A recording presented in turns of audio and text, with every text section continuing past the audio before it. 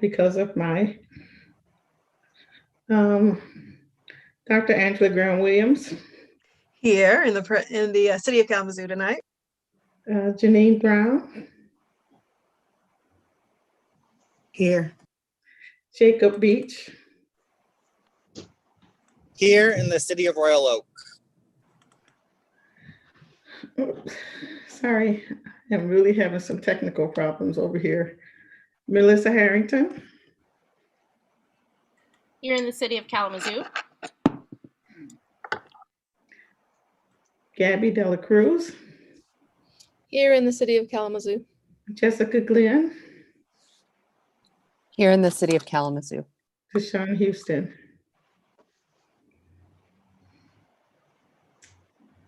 He is absent and we were aware, so I guess we will ask you all to excuse his absence. May I have a motion to excuse Chair Houston? So moved. Dr. Angela Graham-Williams. Marissa Second. Houston. Thank you. And then show of hands, I guess, to excuse Director Houston.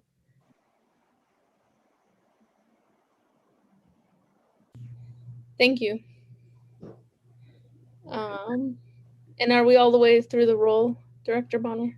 Yes, I just need to do the welcome, so let me know when you want me to do that. You can go ahead. Okay, so welcome to the March 19th special Civil Rights Board meeting, Civil Rights Board special meeting. Just a reminder that for public comment, please call 269-226-6573. That's 269-226-6573, and leave a voice message limited to 3 minutes. During citizen comments, your voicemail message will be played back for the good of the order. Closed caption is available via the City of Kalamazoo Facebook live stream and will also be available on the YouTube replay. Thank you. Thank you, Director Bonner. And now I'd like to ask if there are any changes to the agenda.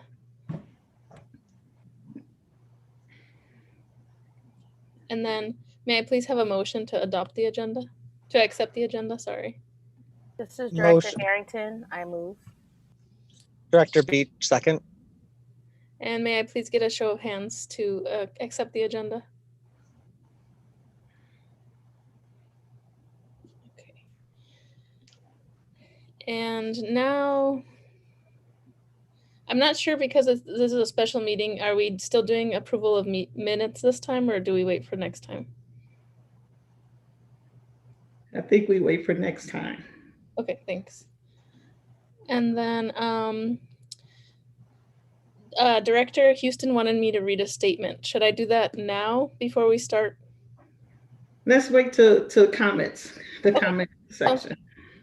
All right, so next on the agenda is new business, which is we wanted to do clarification of the Civil Rights Board's domain and of the disability representation.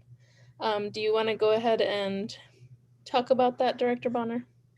Sure, I will. Thank you all. And first, I failed to acknowledge staff that are on here because we have more folks than are usually here. Of course, we have Attorney Clyde Robinson and Rebecca Kick, who is the Director of Community Planning and Economic Development. Tonight, we also have City Manager. Oh, and I forgot, and we have Vice Mayor Patrice Giffen, who is a part of the board the commission representative to the board. We also have City Manager James Risma and Public Information Officer Ryan Bridges. And Director Kick is going to operate the slide presentation for me. Just while we're here tonight, I really appreciate you all coming out tonight. Short notice, but this week we had some information go out that was confusing. And so the purpose of tonight is to I didn't want to wait for 2 weeks for it to keep growing. So the purpose for tonight is just to clarify our information and where we are, what the plans, what we are doing, and to make sure we all understand and I'm using this as an opportunity for lessons learned as we learn to communicate with each other and speak the same language. This is still a new board and still a new process. So Rebecca, if you can start the slide. And the presentation you will see tonight is very similar to the ones we have been showing. Oh my goodness, when we started talking about the board before it was even approved. It's just, as we learn more about how to clarify, it will have some things that are more specific. So we're basically in this first part of the presentation going to talk about the complaint process. You are free to ask questions. My goal is for us to be done in an hour because I know Dr. Graham Williams has to leave and I want her to be a part of all the conversation. But I am open to us making sure we have a robust conversation so we leave here on the same page. Next slide. As you know, the Civil Rights Board is to hear local cases only and local discrimination cases and appeals under Chapter 18A and Chapter 18, but mostly Chapter 18A. Okay. Next slide. So a couple of things I want to make sure that we all know, and this will probably be repeated. Chapter 18 is not a new ordinance. The Civil Rights Ordinance with the federally and state protected classes have always been there. The only change that came with this new one is that the state approved, it's the state, since the last amendment has gender identity as a protected class on the state level. So that was the only thing really, and if I'm right, Attorney Robinson, correct me, but as far as the protected classes, that was the only major change, correct? No, well, the state hasn't made that change, but as a result of U.S. Supreme Court decisions, that gender identity is a protected class, at least as regards employment. And I know that there's a couple of bills before the legislature to expand that to other areas like education, public accommodations, and housing. But at this point, all Michigan law at this is subject to the Supreme Court's decision, which is limited to employment. So very little change in the general ordinance in terms of protected classes. The Chapter 18A is, but also in the ordinance is where the board was created and the complaint process. But as far as the protected classes, those are pretty much consistent and they have always been handled by the state, not the local, not our own attorney's office. Chapter 18A is where the major changes came in and why it was separated, because it dealt with specific compliance details around housing, discrimination, and transactions. And it was separated for clarity's sake. Next slide. And so the local protected classes in Chapter 18 are source of income, survivor of a domestic violence, prior arrest or conviction record, Kalamazoo County ID, educational affiliation. Next slide. We also, I call them protected processes because it's not a class. We look at the application fees that cannot exceed the actual cost. I'm sorry, Director Bonner, can we go back a slide really quick, please? Mm-hmm. Thank you.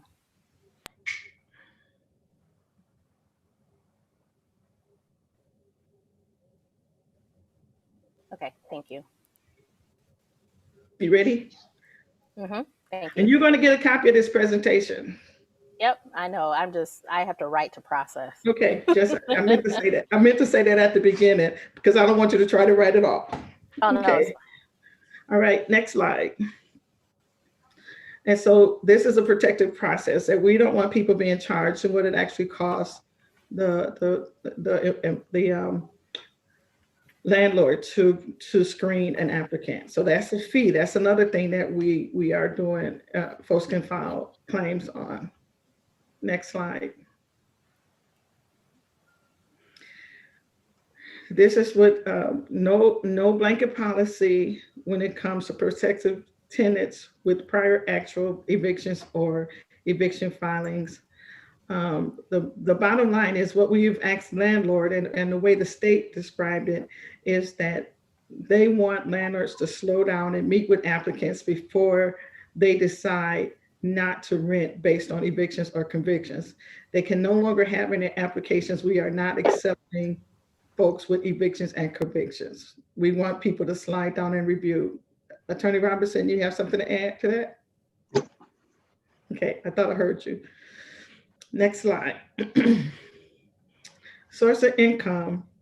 A landlord may not require an individual who receives housing assistance or dedicated rent via voucher or any other housing to earn more than was needed to pay utilities. This is a problem that when landlords are asking for 3 times, 4 times the actual rent amount to prove that they have that much income, they can no longer do that when a person holds a housing voucher. And these are all of the things that folks can file complaints about and that we're getting complaints about. Next slide. So the process is when a complaint comes in and it comes to my office, we review the complaint with the city attorney to determine if it is a state or protected local class or a local protected class. All complaints with state and federal protected classes, including those complaints that are housing related, will go to the Fair Housing Center or the Michigan Department of Civil Rights. So even if it's a person of color or a person of disability, and it's a housing claim, if the Michigan, anything that's the state covers, regardless of what the claim is, it goes to the state. My understanding is that it was confusing because of the way the ordinance is separated, that anything that had to do with housing that we would cover. But if the person is claiming that as a protected class, they experience discrimination in housing, it goes to, because of the protected class, should I say, it goes to the state or to the Fair Housing Center. If the complaint is local, it's like if it's the housing, if it's about fees or blanket policies or domestic violence, a survivor domestic violence, then we will handle it. And then so the DEI office, my office, and Attorney Robinson will start the process. And then the results of the investigation will come to you all for a decision. Okay. Does that make sense to everybody? Yes, could Yeah. I ask just for a point of clarification, once and for all?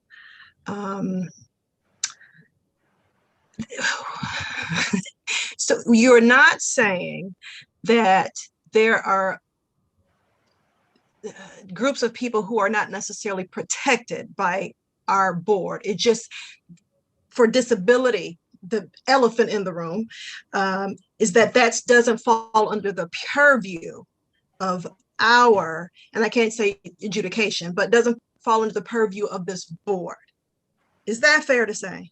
Correct. So what we have in our ordinances are supplementary to what is already covered at the federal and state level. But the reason that our ordinances don't cover them is because they cover the nuanced, specific Kalamazoo city issues. Is that fair to say? That's a good way of saying that. Right. If I may, Dorla, Dr. Graham Williams, I don't think I could have said it any better. I've been thinking about this conversation for a long time, and I've been thinking we just have to just make it really plain. So thank you, you all. But I just wanted to just say that because there's a lot of technical jargon and legalese, and some might even say minutia. And so I want to just make sure that it's just clear and plain that it's covered and protected, but that just doesn't fall under our purview. That's not what we were created to do, because it's not necessarily Kalamazoo specific. I know I just said that, but I just, for the sake of emphasis, wanted to repeat. I just want to add something. This is Director Dela Cruz. I also want to clarify that if people are filing complaints and it's for any of the protected classes at the state, federal, or Kalamazoo level, the city is going to refer those to the right place. Like, the complaint is going to be taken care of. Like, somebody's going to work on it. And like Dr. Angela Graham Williams said, we will work on the ones that are specific, the supplemental ones to Kalamazoo. But if the complaint is about disability or race, somebody's going to be working on that. Like, it's going to be forwarded to the right people. And I just want Okay, that to be clear. I apologize. Go ahead, Director Harrington. sorry, I was raising my hand, but nobody else is, so I'm just going to talk. So I will say that because of that, and I don't know if this was supposed to be up for discussion later on in this agenda, but I feel like this is a perfect time to talk about it. I think that a lot of the confusion is coming from our name. Our name is confusing. If we had something in our name that said local civil rights board or local human rights board or something like that, it would be less confusing. The fact that we have civil rights board just blanket in our name is the reason why it is difficult for people to grasp what they're supposed to be coming to us to. From this presentation, it is a very specific group of people and a very specific group of complaints, and it is local. We were created from 18. We were created, and the process was created for the supplemental groups. We only exist for the supplemental groups, which means that I feel like our name in and of itself is misleading, and I would make a motion or put a suggestion on the table for us to reconsider our name, because we are going to continue to have confusion in the community, which is the opposite of why we exist. We're going to continue to have confusion in the community. And how are we going to help people if people don't even know what we do? Okay, so that's my suggestion. I understand, but I want you to think about something. I want you to think about it like this, and I have it later in the presentation. One of the things that we learned a couple of years ago when we were doing our outreach for housing, when we were doing our direct people-to-people engagement surveying, is how little people know about their rights, period. People don't know. They don't know, they just don't know. And so when I think about your role, I see your role beyond that little piece, and it's about and it's just written into your job descriptions, in your board description, that part of your role is to help explain people what it means, what people's civil rights are largely, and the fact that now we are a conduit for the larger process with the state and the federal. That people don't have to figure out how to go all the way to the Michigan Department of Civil Rights or the HUD, and that we have taken ownership. If you come to us, we will handle the local ones, but we will also take you to the next level. That's a lot that's missing for a lot of people. So while I understand what you're saying, I kind of push back on it, because if you look at it broader, so if you look at it, there are two things. There's the complaint process and there's the awareness process. And if you say local, then we don't have to help people be aware of their larger rights. I don't know if I agree with that, though. You know what I mean? Because when I hear local, I hear community, and maybe the word is community. Maybe the term is community civil rights board, but there has to be something. I feel like this will continue to be a point of confusion for folks because of just not understanding, right? And the name in and of itself can be confusing. So if we put something in our name about community, like, if it's not local, just so that it's clear that we're here to help regardless. This is our purview, but we're here to help you regardless. I think just an across the board, civil rights board, it sounds a lot bigger. Okay. And all inclusive than, what I feel like your average layman, and for us too. I mean, as a board, I feel like we have, from my perspective, and if anyone else disagrees here, please feel free to chime in. But I feel like from our perspective, we have spent our entire existence so far trying to figure out what it is that we do, right? So if we're still trying to figure it out, or we're not clear, I don't know how the community can be clear. So if the name change is a start to it, I think that that's going in the good direction and showing the community that we're here with them in solidarity, and we don't want there to be any confusion. Hi, this is Director Beach. Can I ask for a point of clarity from Attorney Robinson? Is the Civil Rights Board name directly, I can't remember, directly written to 18A? No, it's directly written in response. It is directly written into Chapter 18. It is was adopted that way by the City Commission. So in order for us to change the name, would we have to amend the ordinance? Yes. And what is that process? Could you talk to us what that process would be like? The same way that the ordinance was adopted. Amendment would have to go to the City Commission. It would require 2 readings, and it would, if adopted, it would take effect 10 days after it's adopted. So can I make a motion that we add the item about the Civil Rights Board name to our regular meeting agenda in, what month are we in? April, sorry. Days. Go on, Dr. Graham. So if that was geared towards me, I apologize to you, Director Harrington. I did not raise my hand. Oh, no. And I did not see yours. That was me being flippant funny, because normally I'm like, hey. So yeah, that wasn't honestly did not see yours, and I just wanted to make that clear. I apologize. Thank you. I appreciate it. Yeah, no, I was in jest. Okay. All right. I never want to offend. Good Lord, I fell out of my head. Okay, so just for the name change, I'm trying to not that I disagree, but and maybe I can come back. We can circle back. Let Miss Director Bonner finish her slideshow. Well, can I don't mean to derail us further. This is Director Glynn. Can I go back to the first box? So filing a complaint with Diversity, Equity, and Inclusion Office. Can we talk a little bit about the idea of what filing a complaint is defined as? Because in the last meeting, we learned that some emails had come in.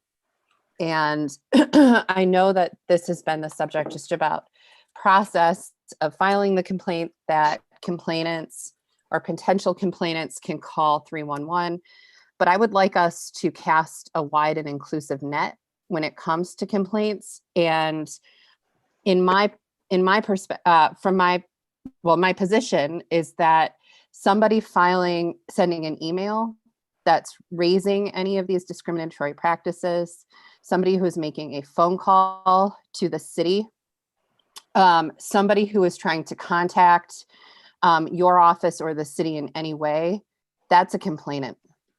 And we then have an obligation, or city staff have the obligation, to go back and perhaps fill out that form that we would like people to fill out.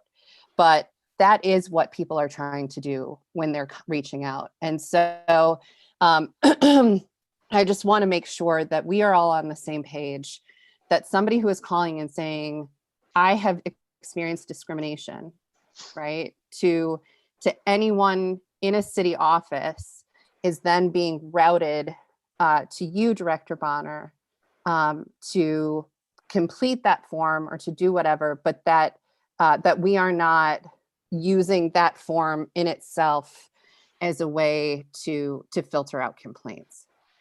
And that is exactly what's happening. I've got phone calls. I've got emails from phone calls from 311. I've got emails from people. I've got complaints. I've got to fill out a form. And the only one that is not really the one person that didn't give me any information, I called her to help her fill out the form, and she's hospitalized, so I'm waiting on her to get out. So we're not limited to that form. We actually, and that's in the presentation later, actually have it now in PDF where people can print it out if they don't want to use the computer, and we have it in Spanish. So we've come a long way since we started. and following your lead as our board. So yes, yes. Thank you, everyone. Thank you, Marissa, about the name change. I mean, it's your board. I'm not against it. I just wanted to make sure that you knew it was more to you than that. Oh, for sure, for sure. And I agree with that. Like we should, the spirit of the board is actually that. And I think that's why we've had difficulty getting our sea legs, because I think we felt like we've been confined a little bit. Let me just speak for myself. Felt confined a little bit to the local in terms of, this is all that we do, as opposed to we are here to serve the community in all things civil rights, in terms of education and things like that. So that is a good point of clarification for myself personally. But I, again, will reiterate that I feel like if we need a point of clarification, so does the community probably. And we need to explore, if I'm fine with undergoing however lengthy it is, I think it's worth it to consider going through the process of changing our name or adding to our name. So can I have a point of order real quick? So let me just keep it real with everyone. I'm the one that did the interview. I did the interview. You know why I did the interview? Because I didn't get clarification when I asked for it. And this is my problem. We're doing this meeting right now because I spoke up because I didn't understand. And then when I asked for clarification, I was told, yes, for disabilities. I'm going to let you know because I don't play games and I don't do things secretly. I was very transparent when I said that this information had came to me. I was very transparent with the board when I said that I was super confused. And I think our community is confused about what we do and what we don't do. Quote what you're saying there, Director Harrington. The community is confused. I'm getting questions I cannot answer. So when I asked for answers, I didn't get clarification. I got told for some strange reason, we couldn't discuss this thing here, which doesn't make sense to me because we're discussing it now. Now, when I asked for the clarification before I end up talking to the girl, the only reason why I end up talking to the news reporter and even why I even end up with the news reporter was because somebody brought it up at the meeting. So now I got pulled into a situation that I'm not too pleased about. So then when I asked for clarification, because I plan on being aligned with the board, I end up giving misinformation. And I will, first of all, for the rest of the board, apologize for giving up misinformation. But when I asked for help, I didn't get it. I didn't get the help that I needed. Now, let me tell you, the next day, well, a couple of days later, after the interview goes out, now I'm told, oh no, it's incorrect. And I'm still saying the same story. I'm saying the same thing over and over and over and over again. Nothing has changed about what I've said. I've asked the same thing. Talk to Director Houston, talk to Dorla Bonner, talk to Robinson. I've asked the same question. And it has not come to clarity until Dorla called me a day ago to say, hey, I just want to make sure you're clarified. I didn't get clarified till a day ago.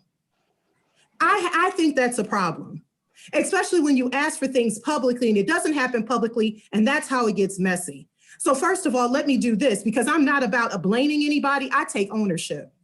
So first of all, I apologize to the team for misrepresenting our board and what we do and what we don't do, because I truly thought that if it was any discrimination in any of those protected classes against housing, then it was a problem. Then I was heard, well, not for disability. So that's why I asked for clarification, because I said, how is it for race and gender, but it's not for disability? Do you guys understand the story where I'm coming from and what I don't get? So then when I asked for that, I wasn't given the clarification. Then I was told, oh, it goes over here. Oh, okay. I didn't know it went to the Michigan Civil Rights. That's interesting. Well, cool. That sounds good. I understand fully. Now I know, okay, we do this here and this goes to the Michigan Civil Rights. No, absolutely not. It's none of it. We don't do none of it here. We only do income and all the things that we're reading today. Well, how wonderful. When I asked for that clarification so that I wouldn't speak out the side of my neck, I didn't get it. So this is what I'm saying. If I like the name change because I was super confused. I don't mind the name change if we do that, but I will say publicly to the board that, the whole reason we're here is because I opened my mouth because I didn't understand and I thought I understood. I asked for clarification first. I asked for alignment first and didn't get it. So I'm happy that we're doing this here today. So wonderful that we're really ready to now clarify when I asked for it last month. That's wonderful that I've been walking around not understanding fully. But now that I do, I'm glad to know that, but I did want to publicly apologize to the board because that's why we're here. I'm not gonna walk on eggshells with anybody. I'm not gonna hold my tongue about what I thought and what I felt with anybody and who I talked to with anybody, because transparency is the key. Now understand that I'm saying this not in anger, but I am frustrated and I'm not gonna lie to the board. I am super frustrated because what I never wanted to do ever was sit out here and misrepresent. I wouldn't have asked questions if my goal was to misrepresent this board in any way, shape, or form and cause any more confusion to the community that there already is and that I already had. So I just wanted to make sure that that was put out. We can continue this wonderful conversation. I'm excited that we're doing this clarification, but let's go ahead and really take the real elephant out the room, Director Williams, which is that Janine did an interview and it was incorrect. Let's just let's put it all out there, because I do honesty and I do upfrontness. And the thing is I asked, and I didn't still get understanding. That's a problem, that I asked and I was still confused apparently until yesterday. So now that we have that out.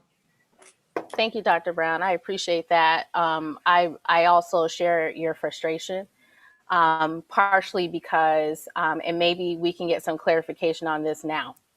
So at the last meeting, when it was brought up and it seemed like it was shut down, oh, we're not going to talk about that right now. We're not at liberty to talk about that right now. I think we can't do that.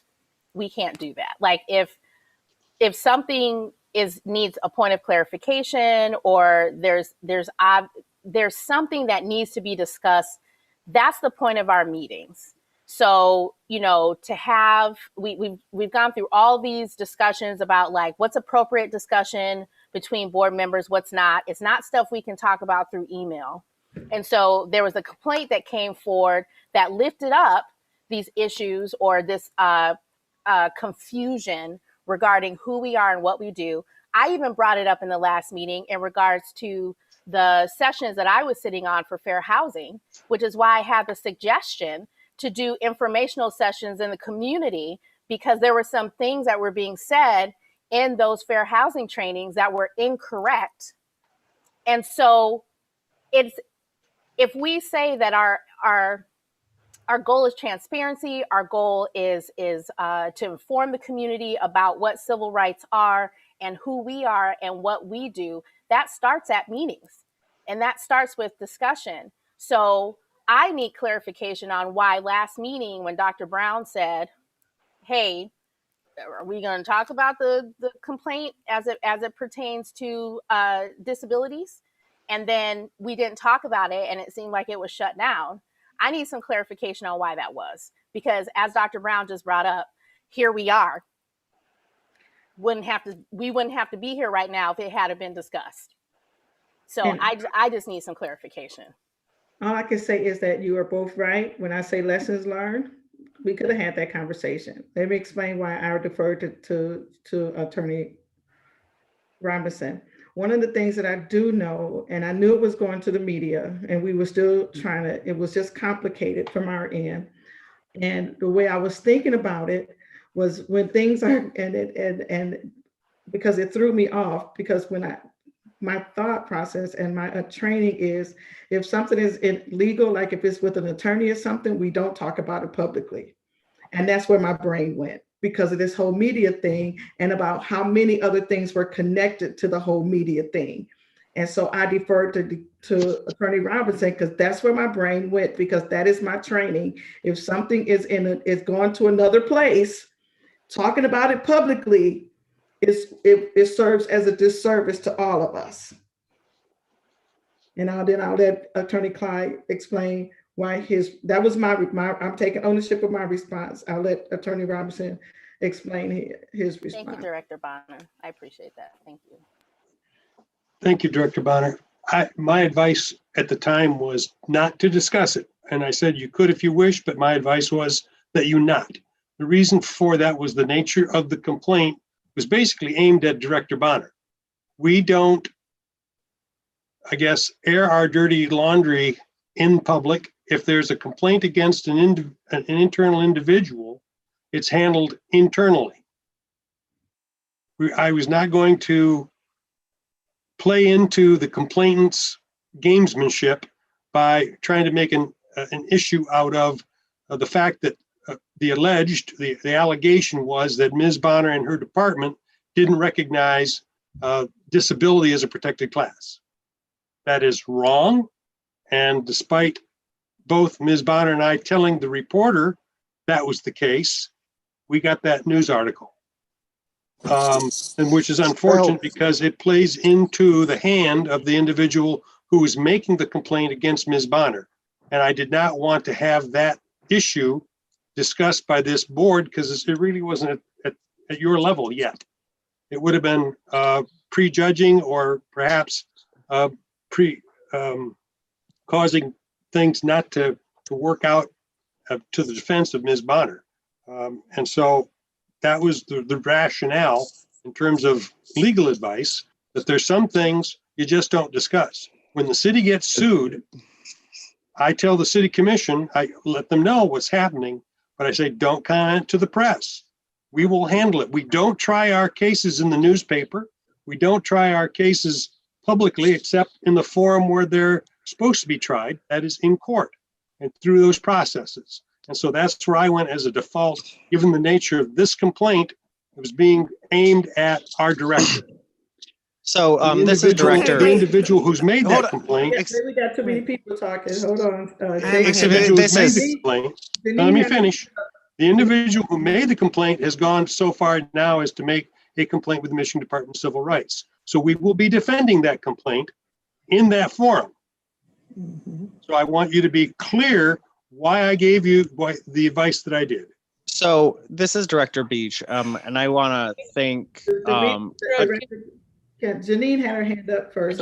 Sorry. That's okay. You probably couldn't see me. That's why I was trying to say, wait, hold on, Director Beach. So here's the thing. What I want you guys to understand is that I don't know nothing about this complainant or his issue with Dorla Bonner. My question actually had nothing to do with him. And what I don't like is that there was an assumption made that I was asking about something that's going against Dorla Bonner, when I didn't even know about it until me and Director Bonner had a conversation about what was going on. And then I was like, oh, wow, well, but that's not what the source of my complaint was. I didn't have a complaint of my inquiry. The source of my inquiry was because we have these things listed out. I'm getting questions. I don't even know who this person is. I'm talking about questions from the community about what we discuss and investigate as a board.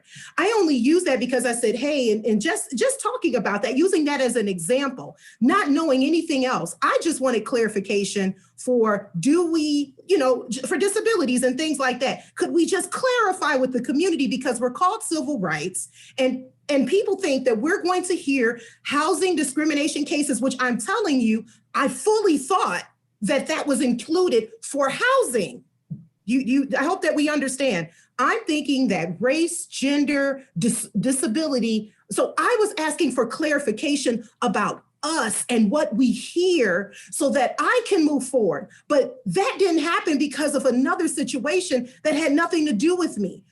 And no one asked, is this in pertaining to the, no, I would have said, no, this is, and I even said this, and I said, and other questions that have come up in the community. So because that was not answered, that started this whirlwind of stuff. And like I said, I will own my confusion and my misunderstanding, because I will say, because I don't do no foolishness, I did tell Dorla Bonner I understood.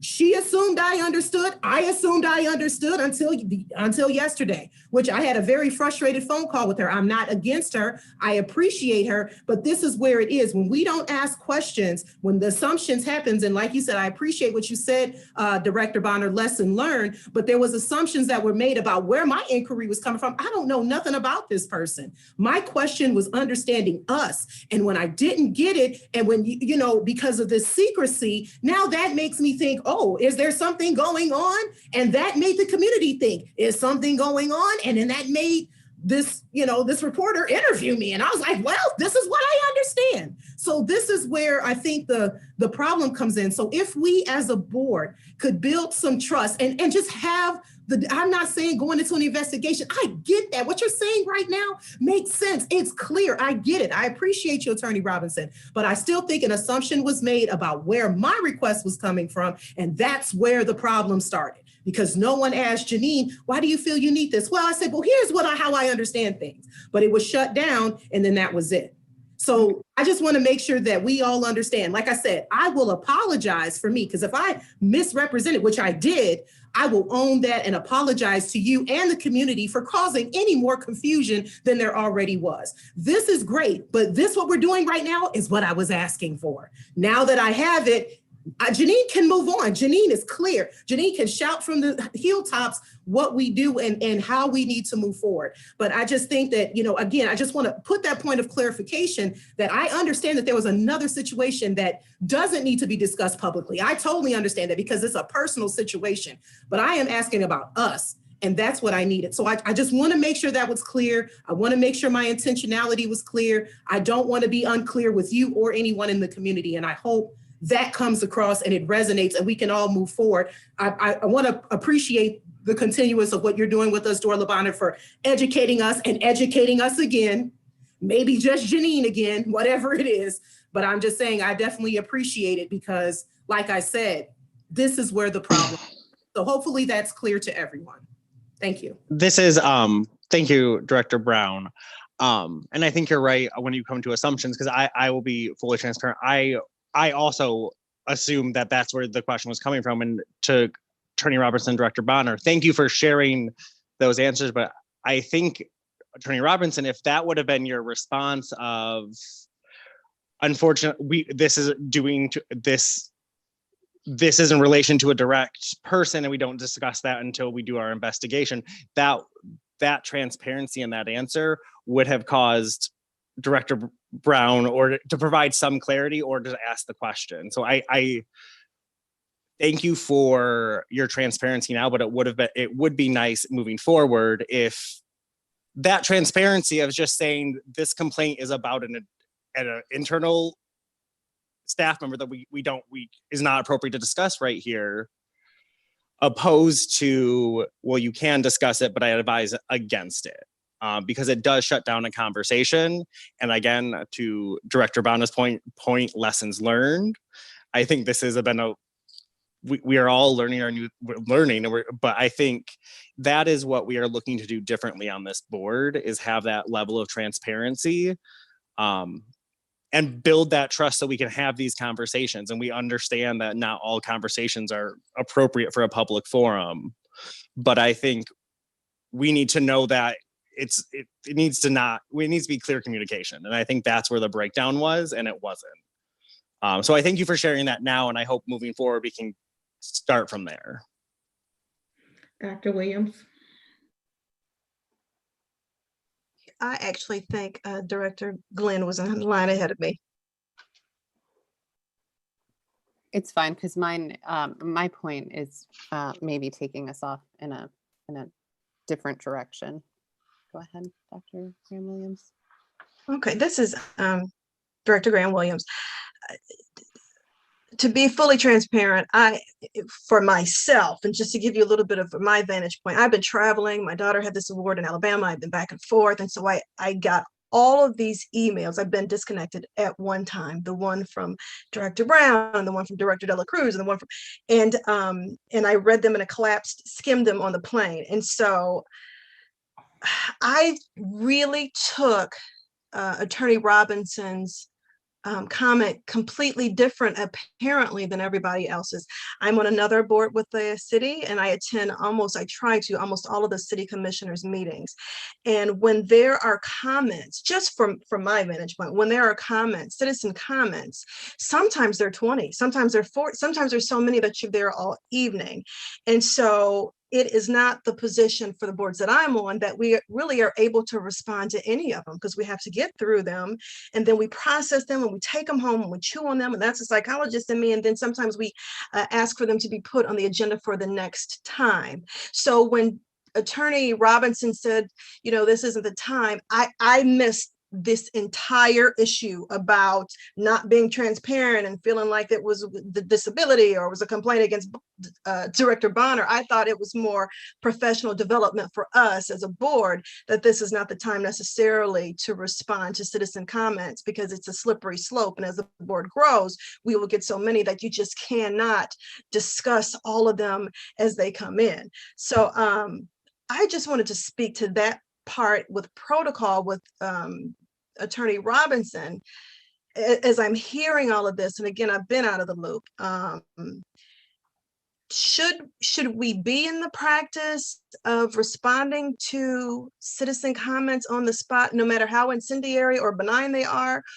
Or in this space, in this board, is it, because to me that's very different than what I'm used to in other boards. So This I is just Dr. wanted to Harrington, put that Dr. out. Williams. It was not a citizen comment. It was a formal complaint against Director Bonner, and it was also on our agenda, and then mysteriously removed. But what, didn't it come in as a voicemail? If I'm remembering correctly, it came in as a voicemail during that time, and someone was okay. No, so Director Graham Williams, just for point of clarification, I wasn't responding to any citizen comments. This was the part of the meeting when they asked if we have any comments as a board. So I just want to make sure that we understand where we were. We were not in citizen comments. There was a citizen comment that was. Help me. Didn't there's someone who called and there in. that was And then he was talking about disability, right? Am I, because again, I'm trying to play catch up with all of this. This is a totally different situation. It wasn't from a citizen's comment. It wasn't connected to that phone call. No, and then there's some emails to go back, because we were informed about this prior to that meeting, and it was on the agenda to discuss, and then it was taken off the agenda, which I was confused about. So it was taken off the agenda, but he still called. No, nobody called. I'll go back and read all of my stuff, because this is something totally different. Yeah, but I just want to let you know, Director Graham Williams, when I asked the question, it was when the questions was open up to the board, and it had nothing to do with a complaint. I was just referring, hey, we did have something that came up about disability, and I just want to know, so how do we do disability? How do we listen to that, or how does this work? Because I didn't understand, because I obviously, like I said, until now, I was very confused. I really thought that our job as a board, this was talking about our process, what we listen to as a board, is what I was asking for clarity on, because Janine was, for some reason in her mind, walking around thinking that we were going to listen to race, gender, and all those other things as it pertains to housing, not just any discrimination case. Do you see what I'm saying? I just want to make sure you guys know. So when I asked the question for clarity, like I said, I'm not trying to blame or throw Attorney Robinson or Director Bonner under any bus. Understand that. I just want you to understand where I was coming from, and I can see where the gap in understanding and the assumption and how we ended up here. But understand that it was my comment. They were asking for comments. Everybody was silent. And I said, well, heck, since I've had some questions about this is a great place to bring it up and get that point of clarification. But then that was misunderstood, what I was asking, which then further led to further confusion and further misunderstanding, which led to this interview, which was misleading and incorrect. I mean, I understand that now, but I did that interview in good faith, thinking I fully understood. And let me tell you what I understood. I understood that disability went to the Michigan Department of, Health, Civil Rights, but that race and gender we would listen to. Do you see what I'm saying? So to me, I was like, that still doesn't make any sense. But, I was thinking maybe it's a special situation. Maybe it has to do with life. This is what was going on in Janine's mind. I'm just making sure that you know. Well, what I found out is no protected class comes here. So I was only, what she mentioned is Adorla is teaching us and showing us again, the local protected. So nothing in the protected falls here, that she does the job of making sure those things are referred. And then we get the things that have to do with the income. And so, like I said, Janine's mind is clear now, but if I had that there, that's would have cleared this up, but it didn't happen. I can see why it didn't happen, but it was a comment. It had nothing to do with the case against her, or, what somebody's trying to say about her, which I think is crazy, but that's what's happening. And that's on, I'll leave my opinions to myself about that. But the thing was, I wanted clarification and didn't get it because at the same time I'm asking, I understand there's a different thing going on, but I wasn't honestly truly aware or fully disclosed to the other thing. Does that make sense? So I can understand they thought I was thinking something. That's how it happened. But this was not about a public comment. This was about Janine and Okay. the board. Do you have It does make sense. And like I said, I have been out of the loop and off the radar and in Alabama and back and forth, and just haven't caught up with my emails. I have a very horrible habit of frowning when I'm concentrating. My mother tells me that all the time, but I didn't realize it till all these Zoom meetings. So I realize I'm frowning at you, but that's just because I'm thinking and I'm concentrating. So I don't mean to like give you the scowl. I'm just trying to understand and catch up with everything. Because I, till this moment, thought we were discussing, and that's why I said, the elephant in the room, and someone called and that wasn't the time, and just trying to catch up with everything. But I appreciate your candor. Thank you, everybody. Can I finish this train? Yep, I was just about to ask if a lot of stuff has been said. Yes. A lot of stuff has been said. I appreciate Director Brown sharing our conversation. I wish she had to call me back before the news if you didn't understand. So what I'm going to say, we talked, but her and I talked. We talked. And I did hear something. I don't know anything about Director Harrington, about an agenda being changed, being taken off the agenda. I didn't know anything about that. And so this is what I'm going to say. This is the thing I said a couple of weeks ago, and we're sorry, lessons learned, all of this good stuff. This is where we really got to have grace to learn each other. This is why and we have to remember, this is a new board. Was this meeting 5? On some really heavy information. And so we just need to be careful, because not only is it heavy information, we're trying to dismantle systems. That's a complicated combination. Yes. That is a complicated combination. It makes us targets because people don't want these systems dismantled. And so we have to figure out how to work together like we're doing and have difficult conversations. It's just unfortunate all of our difficult conversations have to be public because we are a public meeting. And so we have to learn. We all, and we're learning each other. We're learning each other while we're learning a difficult job to dismantle systems. How about that for complicated? Okay, so we get it all. We understand. Thank you for your honesty, your candor, and apology accepted. We're going on. Okay. Okay, Jessica, is this hard do I need to go get a Pepsi first before you start? No, please proceed. I can save my comment. You're good. Okay, are we good? Can we finish we're almost done with the presentation? Yes, please. Yes. Rebecca Kick, Director Kick, making me forget people. All right, so next slide. We got the complaint process, right? We're good. Hopefully next month I will have more information. I've been working with the Department of Civil Rights about their process, so we all understand what happens even when it's referred. So you can share that with people as well. But those are things I'm learning as I work with the Michigan Department of Civil Rights. This is directly from the ordinance and our bylaws. This is our job. And I'm not going to read them all, but I wanted you to just see that what we're decided about: foster mutual understanding, reviewing claims, to make recommendations, analyzing conditions, actions, and policies, how to improve city programs and ordinances. These are all the things we have opportunities to do. Next slide. This is the one that why I think it's important that we are called the Civil Rights Board. And this is what I was talking about: engage in the public awareness. But we've already covered it, so I don't even need to cover it unless somebody wants to talk about it. We're good? Next slide.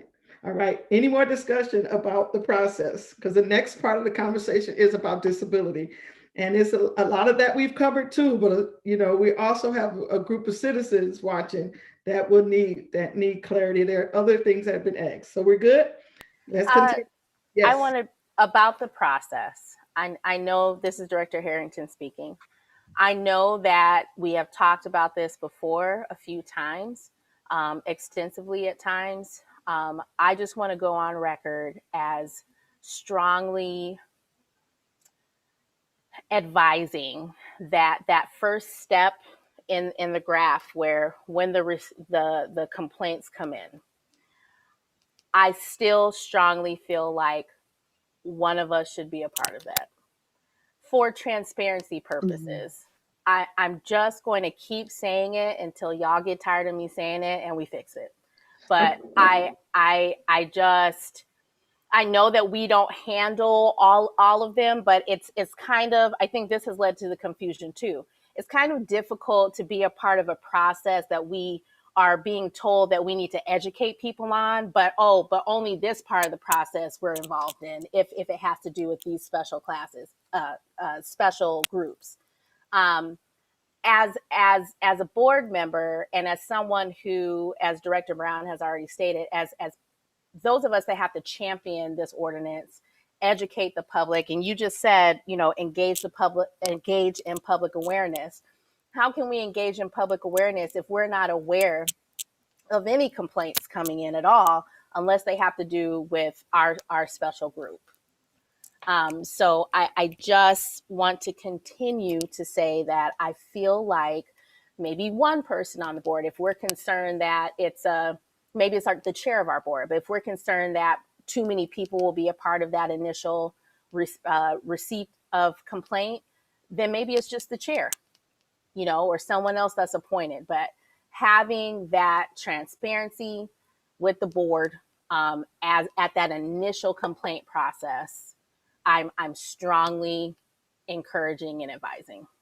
All right. So if I might, because that was my comment actually that I was tabling. This is Director Glynn.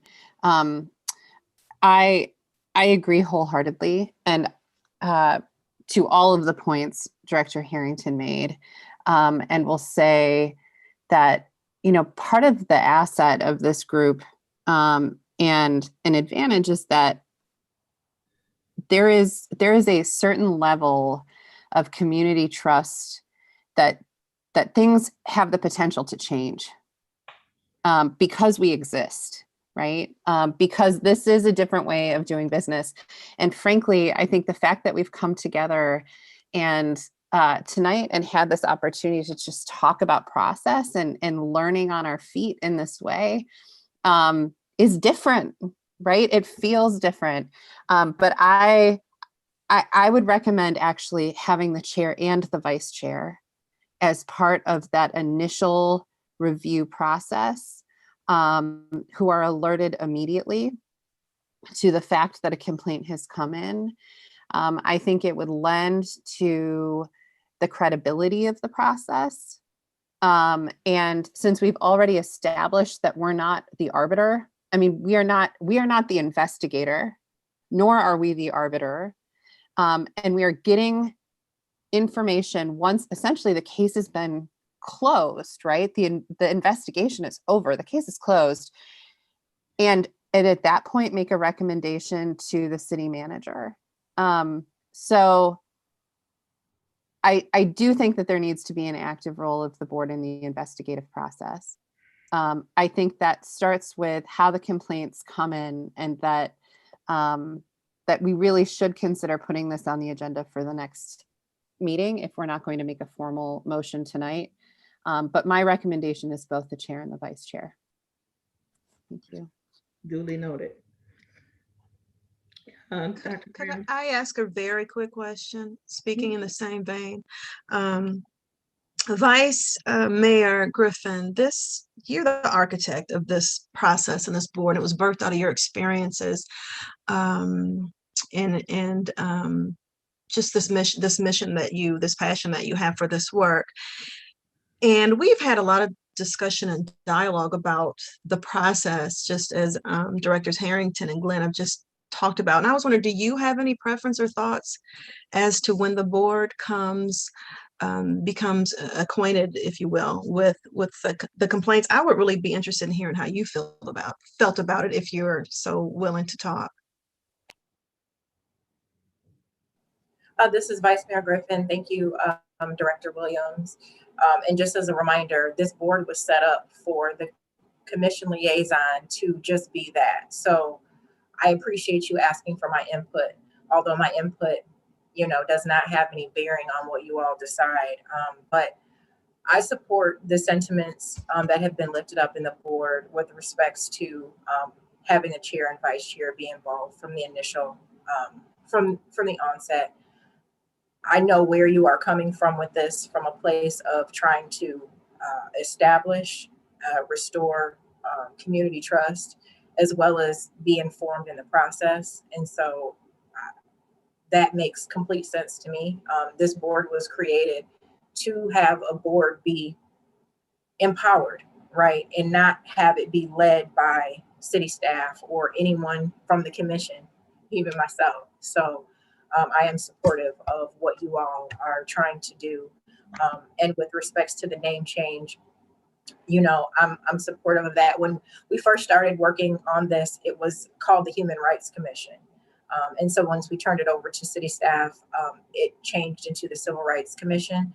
I certainly don't want there to be any confusion, as this board is about, removing discrimination. You certainly don't want to cause confusion and make people feel as if they're discriminated against. So I say all that to say, from what I've heard so far, I'm in support of what has been lifted up by the board. Thank you. That really helps guide my decision about it. Thank you. Any other comments? And I will say we would take that back and come with our meeting in April. I'm doing you, Jacob, trying to remember what month I'm in. In our April meeting, we will try to have a process and we'll work together. That's what I'll say. We'll all work together to get it where we all feel comfortable, and it's within the confines of the parameters of the ordinance, and make sure, because I also am concerned about people trusting us, which is why we're having this meeting. So we're all together. Okay, we're good. We can go to disability.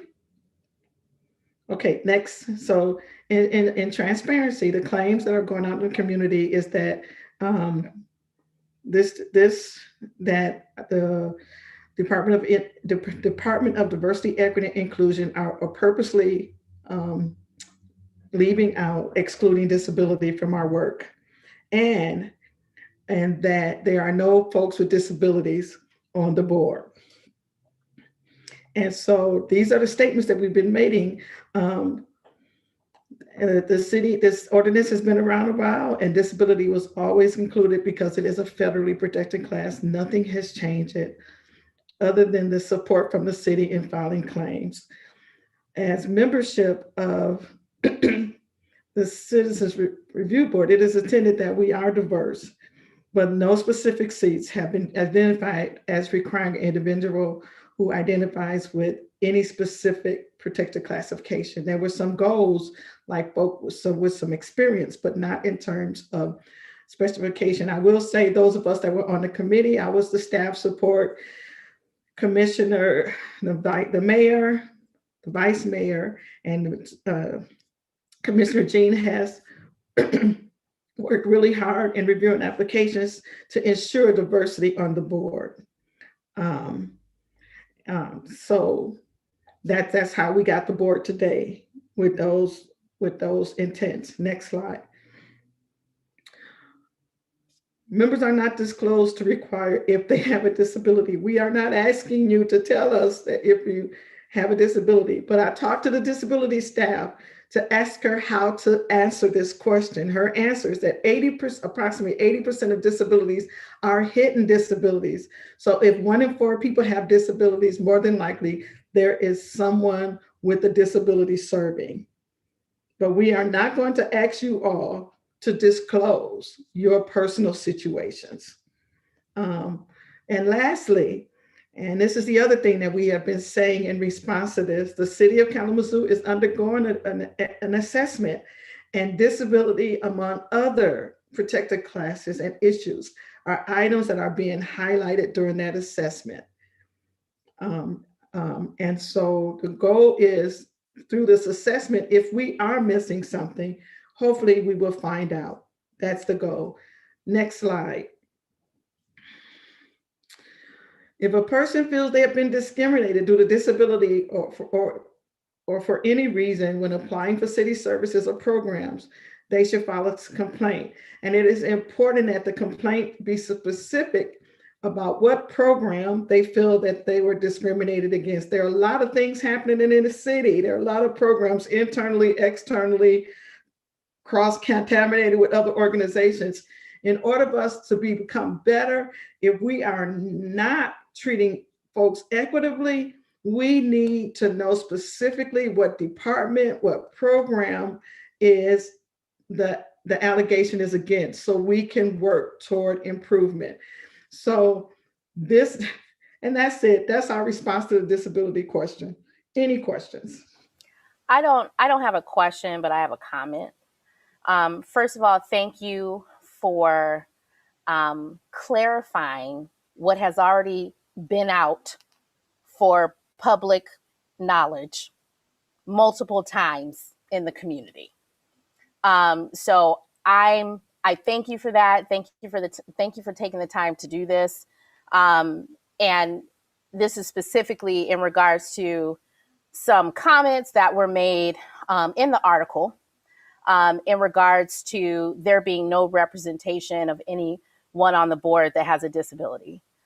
So, you know, before knowing that this was going to be your presentation, I was going to say exactly what you have already said, is that you don't know who's on this board, especially because most disabilities are not ones that you can see.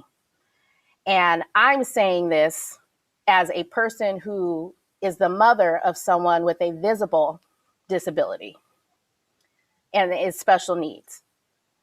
I take huge offense to people making comments concerning there's no one on the board with disability, not that you can see. And it's, in my opinion, insinuating that disabilities only count if you can see them, and we're going to treat you differently because of that. I take personal offense to that. You don't know who's on this board. You don't know what their situation is, and so those specific comments from the article for me, and in your specific complaint, Director Bonner, in regards to lack of representation of this current board in regards to disability, I take huge offense to. I think the rest of us need to, because it's insulting. It's insulting, it's self-serving, and it's incorrect. So I just want to go on record saying that.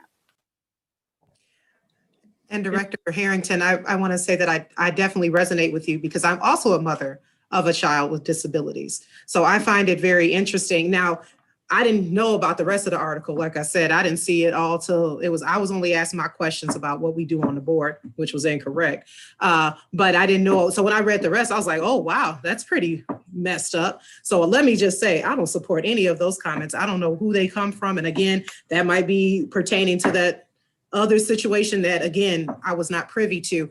But I'm happy that you came out and say that. I just wanted to say that I fully support you, because I know how it feels to be a mother of a child with disabilities. I might have to deal with my baby for the rest of his life. And that's a whole nother situation. And like I said, I deal with that. So for that comment to be made that we don't have representation, I don't know how much more you and I, and maybe others on the board, can represent disabilities, that we live with it and breathe with it and deal with it every single day and understand their needs, and their needs should be addressed. Now, they're addressed differently. We understand that now, but they should be addressed. And so to say that we aren't represented in that way, I just wanted to say that you are fully supported, and, and I appreciate you making those comments. And I just want to let you know, being that my name was also in this article, that that I don't agree with. And so I saw that, I was pretty upset myself, because like I said, I have a son also who has special needs, who has a disability, and I have to deal with that on a daily basis. So I just wanted to just stand with you in solidarity on that. This is Director Dela Cruz. I wanted to echo what Director Harrington said about the public doesn't know who is disabled, who is not disabled. And personally, that really irked me. because I would never think to ask any of you if you were disabled.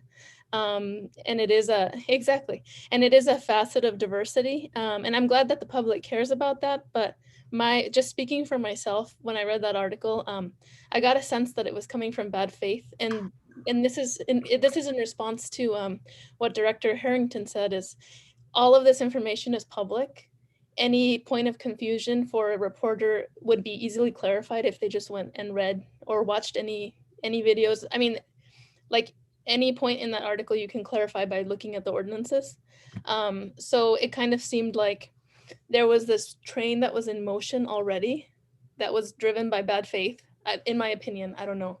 And Director Brown was run over by it. And so when I read that, I didn't think that Director Brown was like trying to mislead anybody. I just felt like I read it and I thought, a lot of this could be debunked, but obviously this person chose not to do that.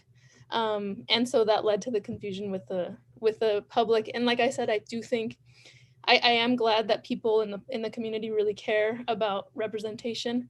But again, to reiterate for the 100th time, like it really, really bothers me deeply that somebody would think that disability is not being represented because it's not visible. So thank you. Any other Good points, all of you. Any other comments?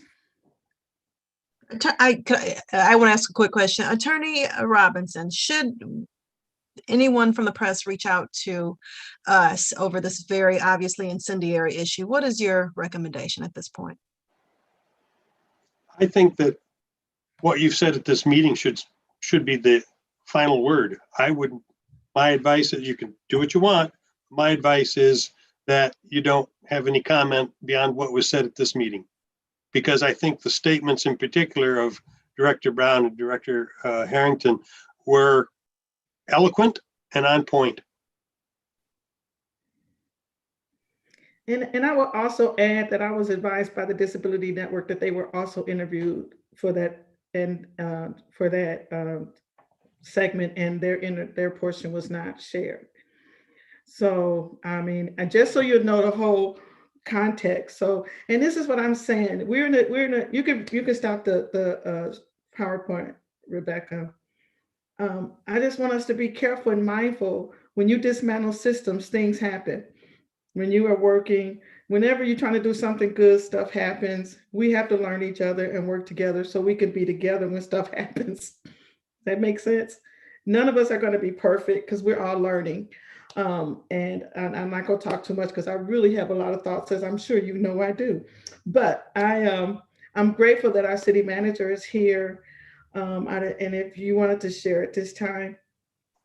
Yeah, thanks, Darla. And I have another commitment to get to in a little bit, but thank you for your energy, your passion, and dealing with these messy topics. And you're taking the time out of your personal time, to deal with this. And I really appreciate it and support all of you in what you're doing.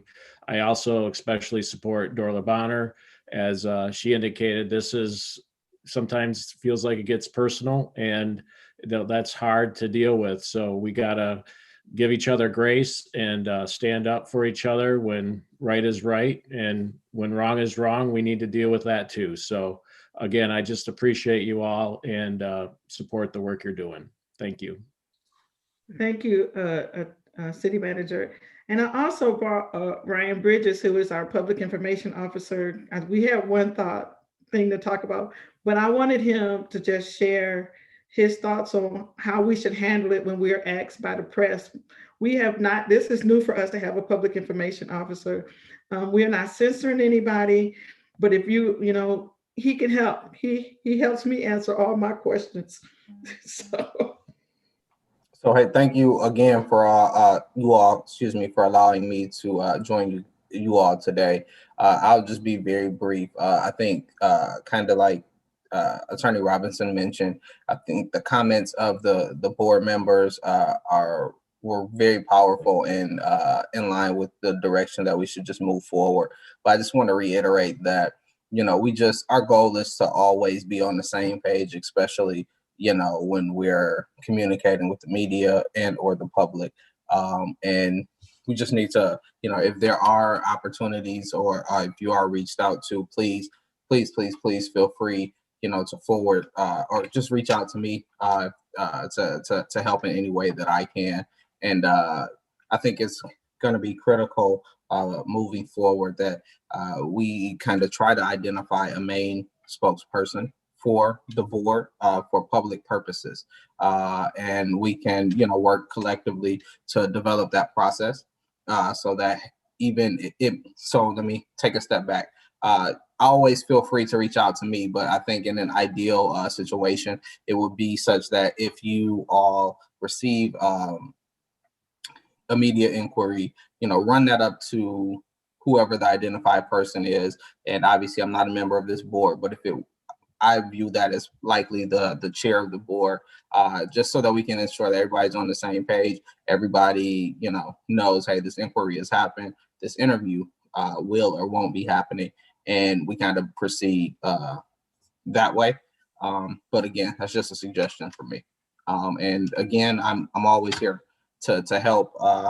We can make sure all of you guys have my contact information. And just thank you again for your commitment to this issue and service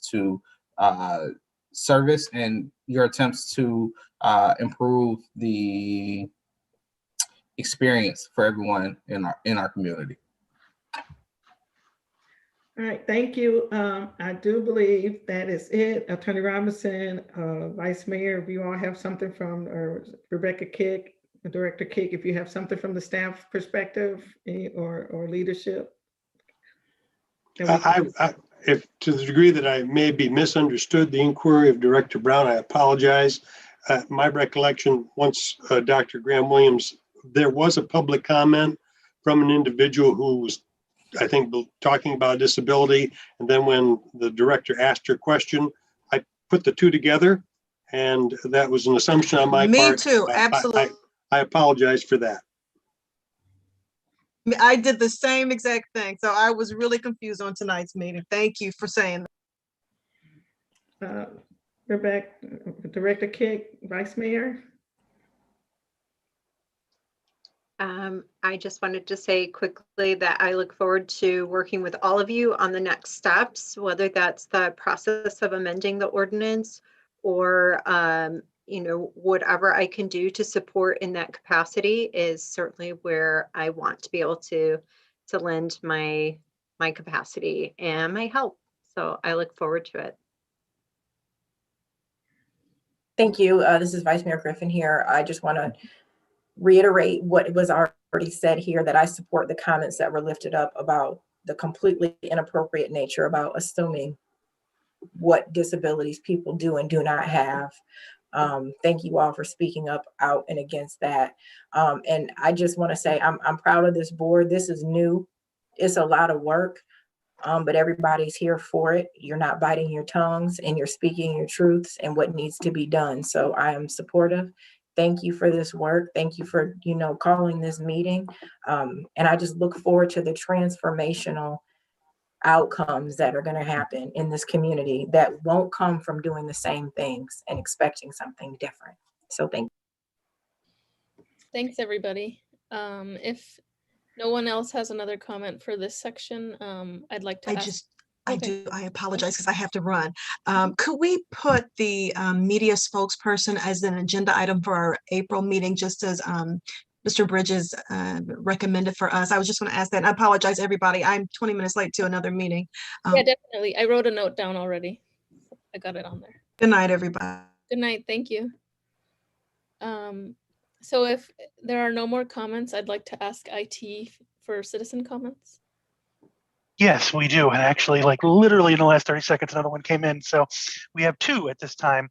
I will warn you about the first comment I'm going to play. I'm just going to play them back to back. But the first comment, I'm going to say, it sounds like they were on a cell phone and it was very breaking up.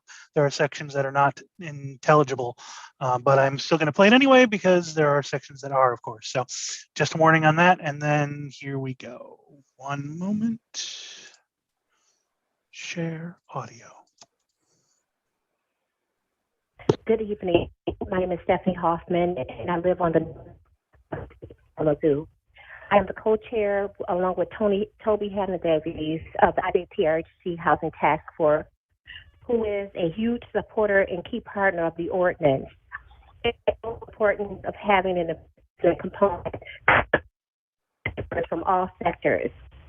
I'm in complete support of ensuring there is community board representation from the time a complaint is filed. This is absolutely a requirement as we work to build trust and confidence in the city's governmental structure. Without that piece, without representation from the onset, we will not be able to have a system that Thank you. Hello, my name is Shalana Lewis. I am actually very involved with getting the ordinance that created the Civil Rights Board passed, and I just wanted to leave a comment that I'm very much supportive and heartened by just the knowledge and wisdom and care that the board has showed so far. And I also just want to second some of the notions around transparency, and that, you know, as somebody who worked closely with Vice Mayor Griffin and others, our folks at Isaac, et cetera, to get this thing passed, it was really our intention to fully have the complaints that were coming to the city be known. Whether the board actually reviews them because it's in the purview or not, it's so important for transparency's sake that folks really understand the amount of cases that come forward at any given time. So even if it's just the information, it's really helpful to know. So I support that notion of board members being involved in the process, or it just being listed somehow. And I wanted to just support that.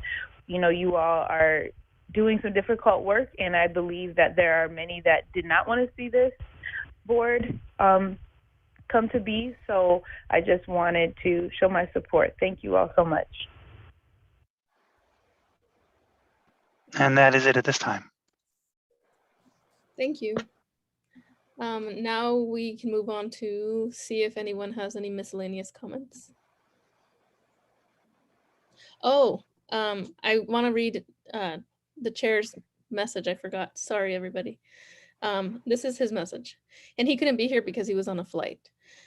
It says, in light of recent comments made to WWMT, I would like to reaffirm and call focus to why the Kalamazoo Civil Rights Board exists. The board only hears local protected classes, but defines and clarifies all protected classes for citizens, which is important for the work that we do. Disability is listed as a protected class, but is under the jurisdiction of the federal and state protected classes, and those are referred to the state of Michigan for investigation. The board will continue to focus on local protected classes for Kalamazoo citizens. And that's from Chairman Deshaun Houston.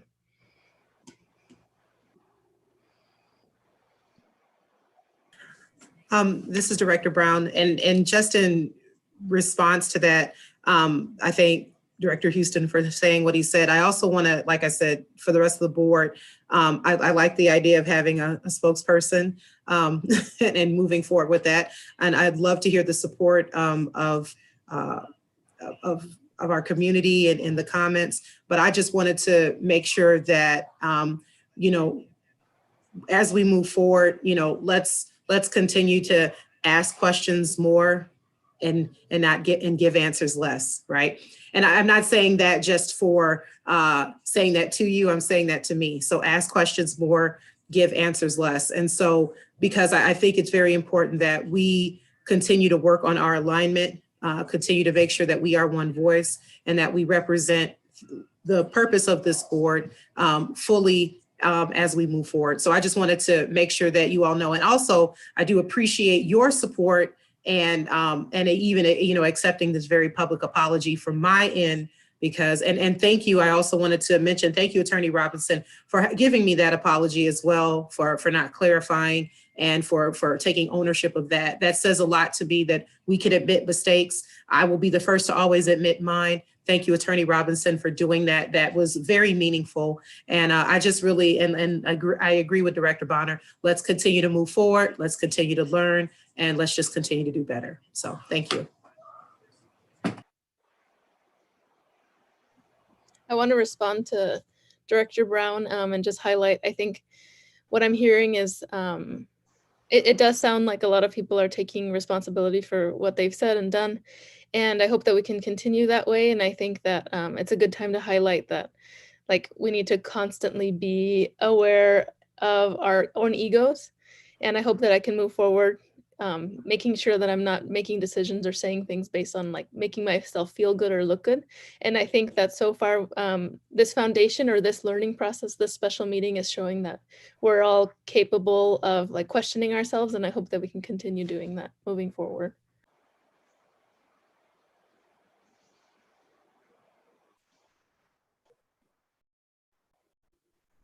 And this is not an inspirational ending. So this is Director Glenn. So forgive me.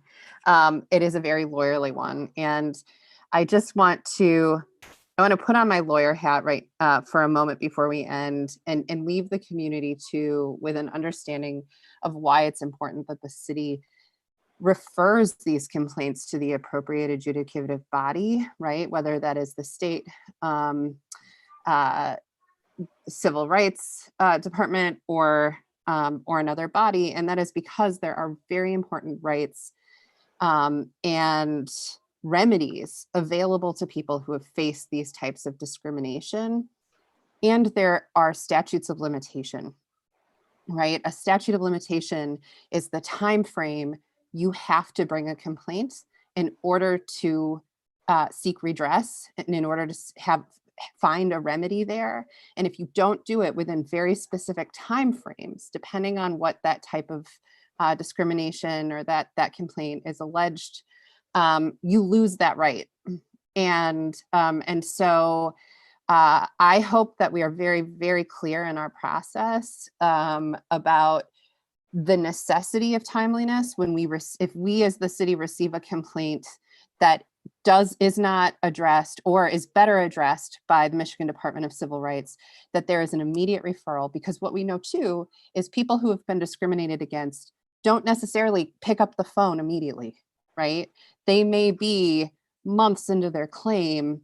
And for some of these, the clock is really ticking, right? Whether that's 180 days or 300 days, but it is days. It is days in many of these claims. And so it is very important. And, Attorney Robinson has lifted this up and Director Bonner, that they make that referral, but to the community at large and people listening, just know that is one of the measures that the city has taken on to protect your rights, to make sure there is timely redress.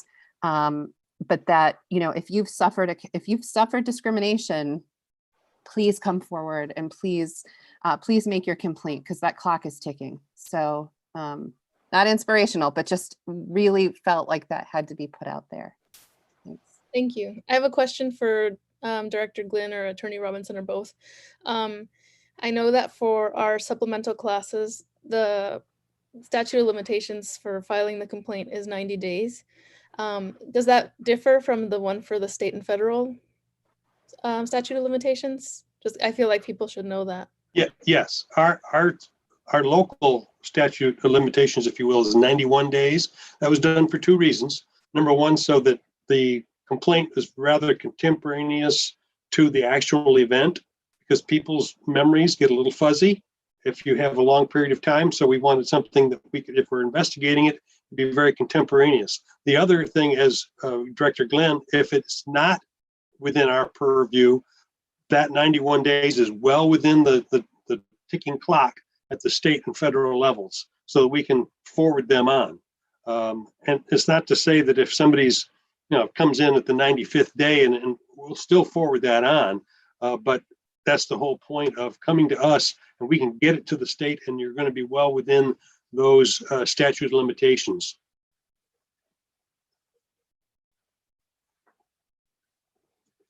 Thank you.